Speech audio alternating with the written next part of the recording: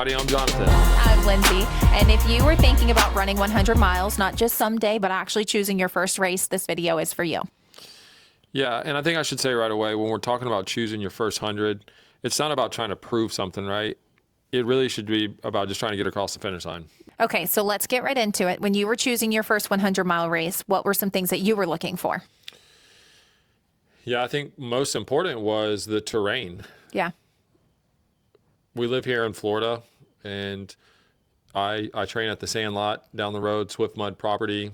It's a fire break that they cut every year around about 1,000 acres, and there's sand trail that just spider webs throughout there, and that's like where I run and train predominantly.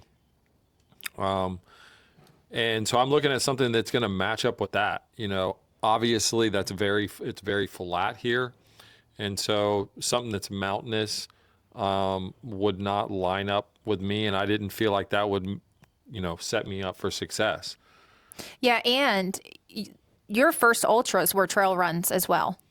Yeah, all of my runs leading up to my first 100 were all trail runs. And so I had become really, accustomed to like trail running, but also the Florida Trail.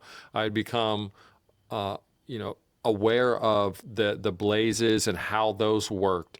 And so, when you're running these types of races, I think the way that the markings or the flaggings of the trail is really important as well. Something to take into consideration.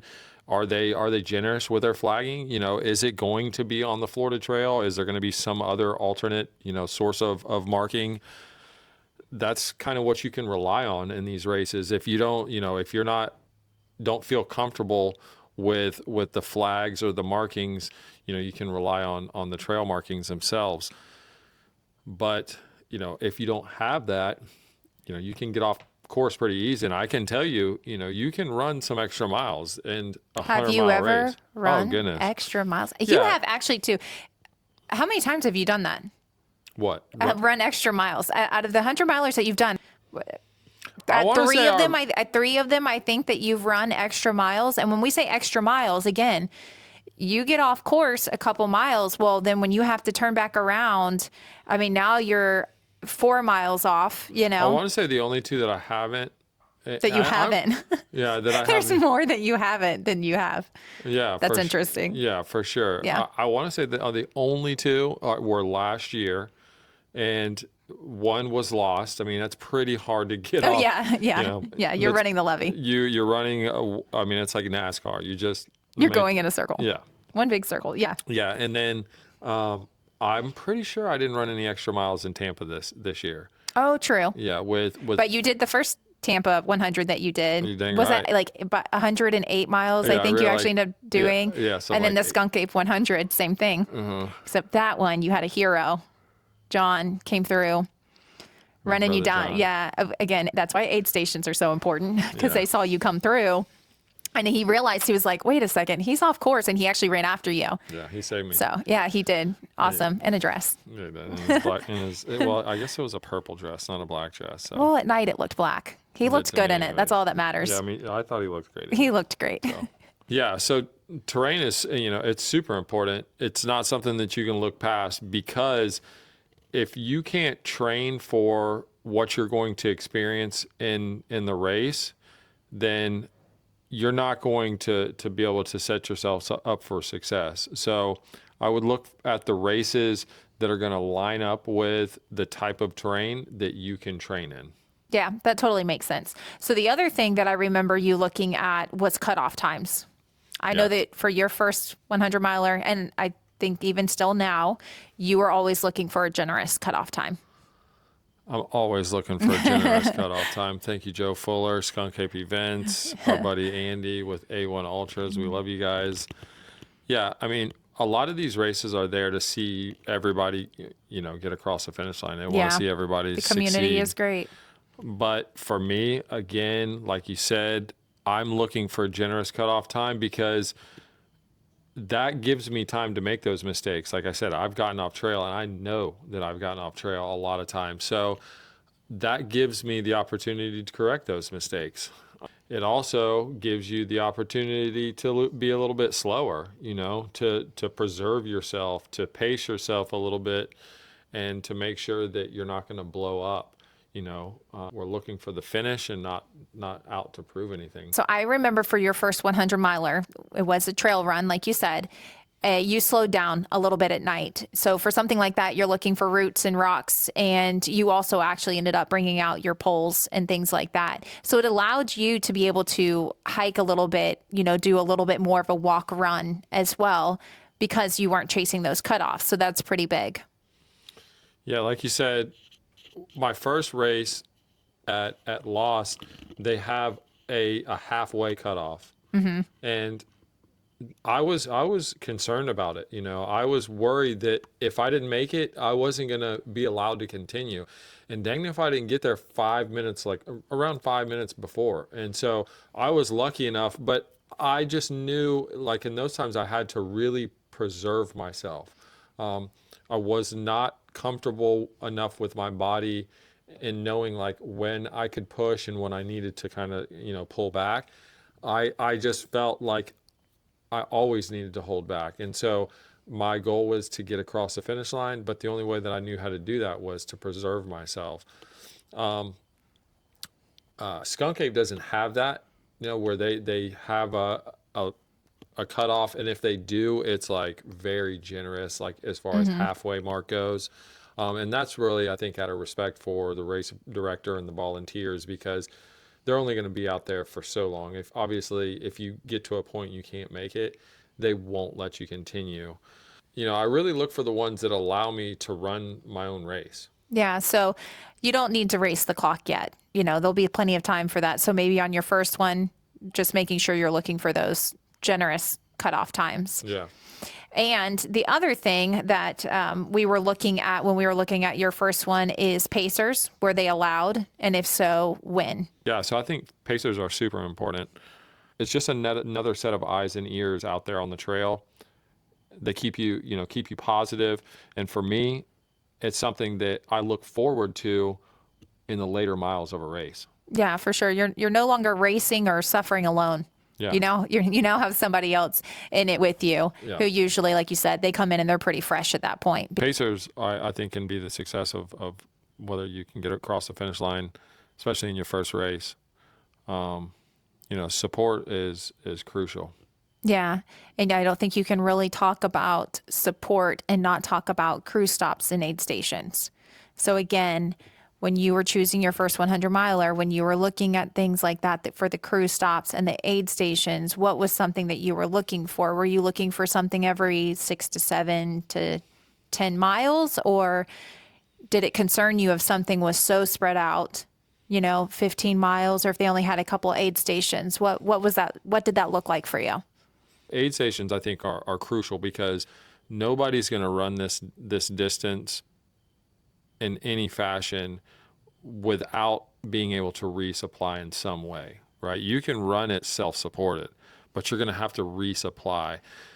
And I think the point is if you're comfortable running 6 or 8 miles relatively light, you're not going to need like a vest with a bladder. For me, I carry 2 handhelds. That's good enough to get me through. I refill at the aid stations. So when you're looking at aid stations, for me, what I take into consideration is, are there aid stations, and are they going to be well-stocked aid stations? Yeah. Because if you get to an aid station, they just have candy and just a bunch of garbage, things that are not going to fuel you or you're not used to fueling your body with, you might as well not have it anyways. So one of the things when you say that we picked up on at an aid station was the ramen noodles. That was something that actually we learned at an aid station that people were doing, was eating ramen noodles, and it was giving them a great pick-me-up in the middle of their race, and things like that. And potatoes, we actually have learned a lot from aid stations in the way that they stock. So the way that they are fueling some of these runners and things like that when they come through. It's funny. Not only did it pick them up, but that joker caught us and stayed with us. No, you're talking about most of the night. Who was that? That was our buddy Justin. Joseph. That's what it was. Yeah, that's who it was. And I remember you saying that the ramen noodles, like, It turned his life. I mean, yeah, it saved his life. Like saved his race. Yeah, and not only his race, I'm pretty sure it saved his life. Yeah. Yeah. So aid stations are huge around. in how often you're going to be seeing your runner. Again, we're talking first 100 miler here. So how often you're going to see them, I think that's going to be very beneficial to your runner. But the other thing is as well, I think if something's coming up as far as like blisters or something that you need to address, being able to have the opportunity to address it sooner is probably very helpful as well. And it gives you an opportunity to have a drop bag location too. A lot of these races will let you put your own stuff in a drop bag and, send them out to these aid stations.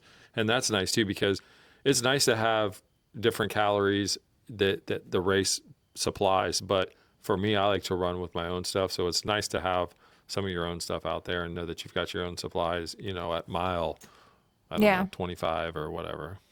So also with the races that you've done, the aid stations that you hit, so Skunk Ape events, we talked about John running out and saving you from the extra miles, which ultimately you ended up doing anyways, but he did come out and save you. But he saved my race. He saved you. The reason why he was in a dress was because the aid station theme for that one was prom.